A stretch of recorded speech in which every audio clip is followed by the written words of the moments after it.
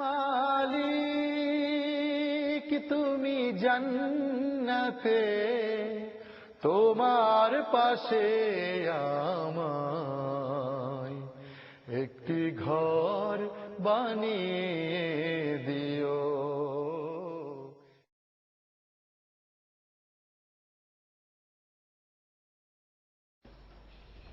السلام عليكم ورحمة الله وبركاته.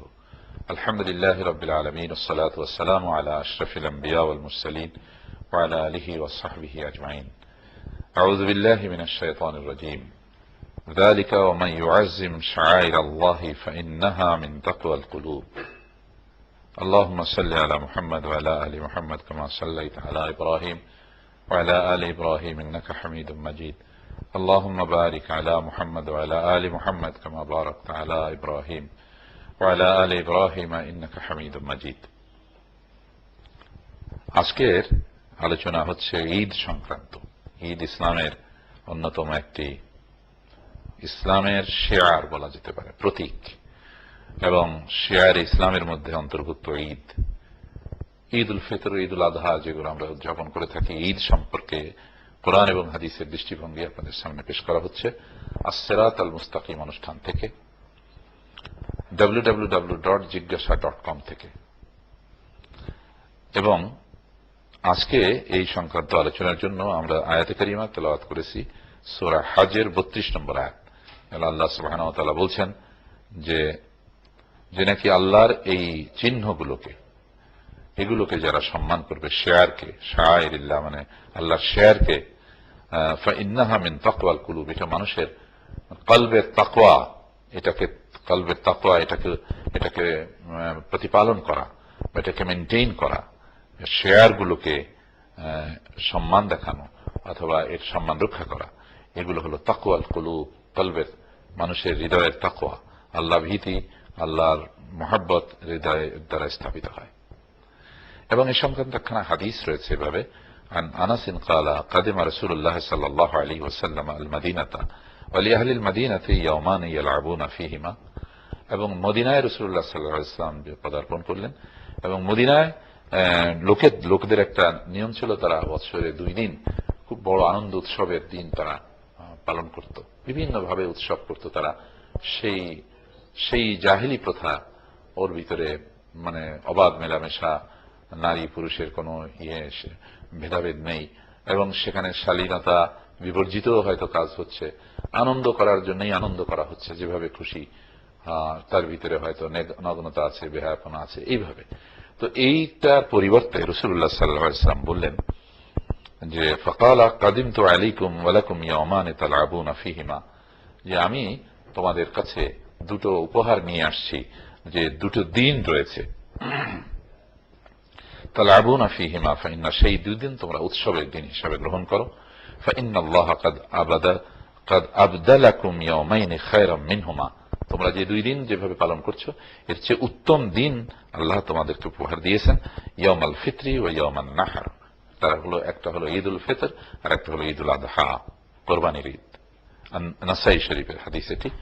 এবং এই প্রসঙ্গে আমরা আরো একখানা হাদিস আপনাদের সামনে পেশ করতে চাচ্ছি, সেটি একটু বড় হাদিস। তার অংশ হলো ফাকাল রাসূলুল্লাহ সাল্লাল্লাহু আলাইহি ওয়াসাল্লাম ইয়া আবা বকর ইন্না লিকুল্লি কওমিন ঈদান, যে হে আবু বকর, প্রত্যেক জাতির জন্য ঈদ রয়েছে, উৎসব রয়েছে। ওয়া হাযা ঈদুনা, এবং এটা হলো আমাদের ঈদ। ঈদের দিন রাসূলুল্লাহ সাল্লাল্লাহু আলাইহি ওয়াসাল্লাম এটা বললেন যে এটা হলো আমাদের উৎসব।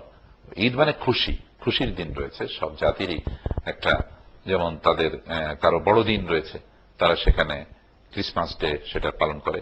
এবং ঈদ বলে মানুষের আসলে ইসলাম স্বীকৃতি দিচ্ছে যে মানুষ নিরানন্দ হবে না, মানুষের সংস্কৃতি থাকবে, মানুষের কালচার থাকবে, ইমানদারদের কালচার থাকবে, এবং তারা আনন্দ করবে, বিয়েতে আনন্দ করবে, ঈদে আনন্দ করবে, এভাবে তারা আনন্দের অনেক অকেশন তাদের হতে পারে। এবং বড় আনন্দ, জাতীয় আনন্দ হিসেবে বিবেচিত হবে ঈদ উল ফিতর এবং ঈদ উল আযহা।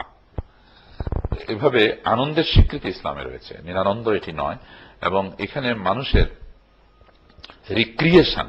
রিক্রিয়েশনকে ইসলাম গুরুত্ব দেয়, কিন্তু রিক্রিয়েশন হোক আর যাই হোক, মানুষের রিক্রিয়েশন মানুষের মতো হতে হবে, এটা অন্য কোনো জীবজন্তুর মতো হবে না। মানুষের রিক্রিয়েশন হলেও তার ভিতরে একটা সিগনিফিক্যান্স থাকবে, তার একটা তাৎপর্য থাকবে। সেখানে মানুষের মানবতার ছাপ পাওয়া যাবে। যেমন ঈদের দিনে আমরা একে অপরের খবর নিচ্ছি, তার প্রতি বুকে বুক মিলাচ্ছি অথবা হাতে হাত মিলাচ্ছি, খুশির লেনদেন করছি, একে আরেকজনের বাড়িতে যে আমরা খাচ্ছি, তাকে আমি খাওয়াচ্ছি। এই যে আমাদের একটা আনন্দের বন্যা বয়ে যাচ্ছে, এবং তারও আগে আমরা কেউ এই ঈদে অংশগ্রহণ করতে পারলো কিনা, এই খুশিতে শরীক হতে পারছে কিনা, সবার সামর্থ্য আছে কিনা তার খোঁজ নিচ্ছি, তাদেরকে ফিতরা দিচ্ছি। এই ফিতরা দেওয়া মানেই হচ্ছে তাদেরকে আর্থিক সহযোগিতা দিচ্ছি, যাতে করে তারাও এই আনন্দে শরীক হতে পারে, তারাও যেন নতুন কাপড় পরে আসতে পারে, তারাও যেন ইমপ্রুভ ডায়েট খেতে পারে, একটু উন্নত খাবার যেন তারাও খেতে পারে। সেই জন্য তাদের খবর নেওয়া, তাদেরকে দেয়া। ইসলামের এই বিধান কত চমৎকার, কত উন্নত মানের বিধান, কত বিজ্ঞানসম্মত বিধান। দেখুন, এই ঈদের সময় এগুলোকে, এই উৎসবকে গুরুত্ব দেওয়া হচ্ছে। এই হচ্ছে খুশির আদান প্রদান, এবং এর মাধ্যমে মানুষের রিক্রিয়েশন, মানুষের যে আনন্দ করার যে সুযোগ, সেটা পাচ্ছে। বিনোদন যাকে আমরা বলি, সে বিনোদনের সুযোগ ইসলামে রয়েছে, এবং বিনোদন শালীন হতে হবে। কারণ ইমানদারের বিনোদন হবে ইমানদারের মতোই। আল্লাহর শ্রেষ্ঠ সৃষ্টির বিনোদন, মানুষের বিনোদন মানুষের মতোই হতে হবে। এটা অন্যদের মতো হলে হবে না।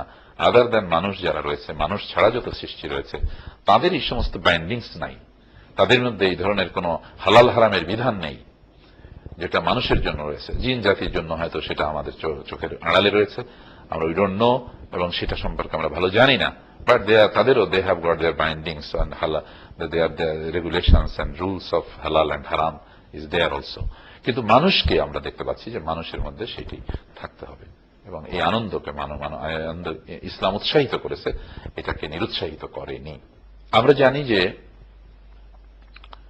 ঈদের দিনে এই যে ঈদের নামাজ পড়া হয়, ঈদের সালাত আদায় করা হয়, বৃহৎ জনগোষ্ঠী একত্রিত হয়ে।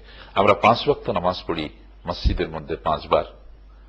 আবার আমরা জুমার দিনে আরো বড় সার্কেলে একত্রিত হই, এবং আরেকটু বড় এলাকার লোকেরা, বেশি লোকেরা একত্রিত হয়ে আমরা জুমার নামাজ আদায় করি, জুমার খুতবা শুনি, বক্তব্য শুনি, এবং সেখান থেকে আমরা অনেক কিছু জানতে পারি, শিখতে পারি, বুঝতে পারি, এবং আমাদের জীবন মান ক্রমশই উন্নত হয়। দিস ইজ এক্সপেক্টেড, এটা হওয়ার কথা। যদি কোথাও হচ্ছে না, নিয়ম প্রতিপালিত হচ্ছে না, সেটা অন্য জিনিস, কিন্তু হওয়ার কথা। এবং আর তৃতীয়ত, আমরা বড় আকারে একটা বড় কংগ্রিগেশন হচ্ছে, আরো বৃহত্তর এলাকা নিয়ে সব মানুষ একে অপরের সুখ দুঃখের খবর নিতে পারছে, একে অন্যের সঙ্গে তারা খুশি শেয়ার করতে পারছে ঈদের মাঠে। এমনকি নারীদেরকেও রাসূলুল্লাহ সাল্লাল্লাহু আলাইহি ওয়াসাল্লাম ঈদের মাঠে যেতে বলেছেন। এবং যদি কোথাও ঋতুবতী নারী হয়, তাহলে তারা নামাজে শরীক হবে না, কিন্তু তারা খুতবা শুনবে এবং ওই বক্তব্য শুনবে, এবং তারা এই দৃশ্য অবলোকন করবে যে ঈদের সময় যে খুশির আদান প্রদান হচ্ছে, নামাজ হচ্ছে। এটা নারীদেরকে রাসূলুল্লাহ সাল্লাল্লাহু আলাইহি ওয়াসাল্লাম ঈদের মাঠে আসতে বলেছেন, এবং তাতে করে বোঝা যায় যে ঈদ সকল মানুষের জন্য এবং বড় সার্কেলে, এবং এটা হলো মানুষে যে সহৃদয়তা, সহমর্মিতা, সহযোগিতা বৃদ্ধির একটা অন্যতম কৌশল। এবং এর মধ্য দিয়ে মানুষে সম্পর্ক বৃদ্ধি হচ্ছে, সামাজিক সম্পর্ক বৃদ্ধি হচ্ছে, সামাজিক বন্ধন আরো গাঢ় হচ্ছে, এবং সম্প্রীতি সৃষ্টি হচ্ছে, এবং মানুষে রেষারেষি, হিংসা বিদ্বেষ কমে যাচ্ছে এর মাধ্যমে, এবং ফলে সমাজ সন্ত্রাসমুক্ত হওয়ার সুযোগ পাচ্ছে, সমাজে ভালোবাসা স্থান লাভ করছে পরস্পরের জন্য। এবং আরো বড় কংগ্রিগেশন রয়েছে, আপনারা দেখতে পাচ্ছেন, আমরা দেখতে পাচ্ছি, মুসলমানদের জন্য সারা পৃথিবীর সমস্ত ইমানদার, প্রতিনিধিত্বশীল ইমানদারেরা প্রতি বছর একবার হজের সময় যে একত্রিত হচ্ছে, সেখানে কিন্তু আর এক ধরনের বড় রকমের গ্যাদারিং, বড় রকমের সমাবেশ হচ্ছে মুসলমানদের, এবং সেখান থেকে তারা বিশ্বের কোনে কোনে পরবর্তীতে আবার ছড়িয়ে যাচ্ছে। ওই যে খুতবা তারা শুনলো আরাফার ময়দানে, সেখানে সবাই একত্রিত হলো, এবং সেই দিন, সেই আরাফার দিনে মুসলমানদের এই যে সমাবেশ, এই যে সম্মেলন, সেখান থেকে তারা আল্লাহর সান্নিধ্য লাভের জন্য ব্যাকুল হয়ে নিজেদের সমস্ত কৃত অপরাধের জন্য ক্ষমা চেয়ে, ভবিষ্যতের জন্য ভালো জীবনের কামনায়, বাসনায় এবং দোয়া করে আল্লাহর কাছ থেকে তারা যে সরে চলে গেল, সারা পৃথিবীতে ছড়িয়ে পড়ল। এভাবে দুনিয়াতে আরেকটি শান্তির উন্মেষ হলো, মানে শান্তি আবার পুনরুজ্জীবিত হলো। এবং এই সমস্ত মানুষেরা গিয়ে তাদের সংস্পর্শে আরো তাদের ফ্যামিলি, তাদের সমাজ, তারা যেন এই একজন ভালো মানুষ আবার নতুন করে পেল, এবং সে যেন তাদের জন্য একটা পায়গাম নিয়ে গেল, শান্তির পায়গাম। এইভাবে লাখো লাখো মানুষ সারা পৃথিবীতে ছড়িয়ে যাচ্ছে, প্রতি বছরে আসছে। দিস ইজ অলসো, এটাও কিন্তু আশা করার বিষয় যে things should be like this, এইভাবেই হতে হবে জিনিসগুলো, এটা হওয়ার কথা। তো সেই ঈদের মধ্যে এই যে কংগ্রিগেশন আছে, সেখানে আমরা এই মেসেজ পাচ্ছি। এবং এই আমরা একটা এপিসোডে কোরবানির উপরেও আপনাদের সামনে আলোচনা করব ইনশাআল্লাহ। সেই এপিসোডে হয়তো আমরা আরো কিছু বিষয়ের সঙ্গে নিয়ে আসতে পারবো ইনশাআল্লাহুল আজিজ। আমরা আজকে দেখতে পাচ্ছি যে আমাদের সমাজের মধ্যে ফেলো ফিলিংস এর খুব দারুণ অভাব। আমাদের এইরকম একটা অবস্থা হয়েছে যে আমরা একই বাসায় থাকি, একই বিল্ডিং এ থাকি, এই তলার লোক ওই তলার লোকের সঙ্গে কোনো যোগাযোগ নেই, কোনো ভাব বিনিময় নেই, কোনো আদান প্রদান নেই, কোনো লেনদেন নেই।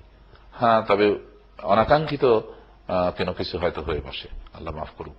মানুষ পরস্পরের মধ্যে ভালোবাসার সম্পর্ক খুবই কম, আর হিংসা বিদ্বেষের সম্পর্ক, আল্লাহ মাফ করুন, বেশি। আমি সব ক্ষেত্রে বলছি না। এই যে অবস্থা, এর নিঃসর্গ আমাদের নামাজটা আসলে একটা, আমাদেরকে এই যে জামাতে নামাজ পড়ি একসঙ্গে সবাই মিলে, কাঁধে কাঁধ মিলিয়ে, এখানে কত বড় সম্পৃক্ততা এবং পারস্পরিক সম্পর্ক সৃষ্টি হওয়ার সুযোগ। ডাইনে সালাম ফিরি আসসালামু আলাইকুম রহমতুল্লাহ, বামে বলি আসসালামু আলাইকুম রহমতুল্লাহ। এত বড় জামাতের ভিতরে সকলে ডাইনের লোকদেরকে বামের লোকদেরকে সালাম দিচ্ছেন এবং বলছেন যে আপনার জান মাল ইজ্জত আমার থেকে নিরাপদ। আবার বলছেন যে আমি আপনার শান্তি চাই এবং আমি আপনার শান্তির জন্য আমাকে আপনার খেদমতে নিয়োগ করছি, নিয়োগ করতে রাজি আছি, আপনার খেদমতে আমি হাজির আছি। এই যে মেসেজ সালামের ভিতর দিয়ে দেওয়া হয়, এই জন্য আল্লাহ নবী সাল্লাল্লাহু আলাইহি ওয়াসাল্লাম বলেছিলেন আফশুস সালাম, সালামের প্রসার ঘটাও, ওয়াতিমুত তাআম, খানা খাওয়াও। এখানে সালামও দেওয়া হলো, আবার ঈদের দিন ফিরনি খাওয়া হচ্ছে, একে অপরের সিন্নি খাওয়া হচ্ছে, সেমাই খাওয়া হচ্ছে, খাওয়ানো হচ্ছে। ওয়াতিমুত তাআম ওয়াসিলুল আরহাম, এবং আত্মীয়দের সঙ্গে সম্পর্ক। এই জন্য ঈদের দিন আপনারা নিকট আত্মীয়, রক্তের সম্পর্ক কে কোথায় আছে তাদের খবর নিন, তাদের খোঁজ খবর নিন, তাহলে সেলায় রহমি হয়ে গেল ঈদের সময়। এবং সেই সাথে এবং আল্লাহর কাছে নিজেদেরকে ধন্য দেওয়া, ওয়াসাল্লু ওয়ান-নাসু নিয়াম, সালাত আদায় করো তখন যখন মানুষ ঘুমিয়ে আছে, তাদখুলুল জান্নাতা বিসালাম, এবং শান্তির সঙ্গে জান্নাতে প্রবেশ করো। আল্লাহ সুবহানাহু ওয়া তাআলা আমাদের সকলকে তার মকবুল বান্দা হিসেবে গ্রহণ করুন, দুনিয়ার কল্যাণ আখিরাতের নাজাত আমাদের নসিব করুন। ওয়া আখিরু দাওয়ানা আনিল হামদুলিল্লাহি রাব্বিল আলামিন। আসসালামু আলাইকুম ওয়া রাহমাতুল্লাহি ওয়া বারাকাতুহু।